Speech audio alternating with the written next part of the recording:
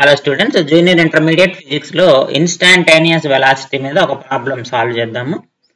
The position of an object moving along x axis is given by. So మనకి ఇక్కడ solution. So position of an object ఇచ్చాడమ్మా. So position of an object ఇక్కడ చూడండి, x is equal to a plus bt square అని ఇచ్చాడు. So a value మనకి 8.5 meters, అలాగే b value 2.5 meter per second square ఇచ్చాడు.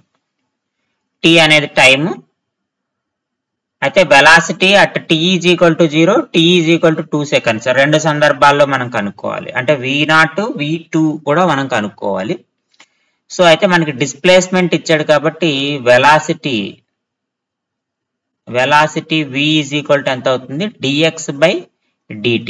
డిఫరెన్షియేషన్ చేస్తే a కి 0 వస్తుంది, b కాన్స్టెంట్, t స్క్వేర్ కి 2t కాబట్టి 2 into b into t. So b value మనకి 2.5 ఇచ్చాడు కాబట్టి 2 into 2.5 into t. So is equal to 5t metre per second.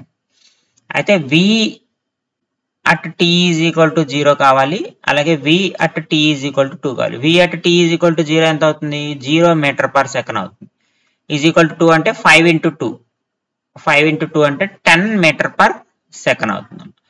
అది velocity at t is equal to 0 and velocity at t is equal to 2 seconds.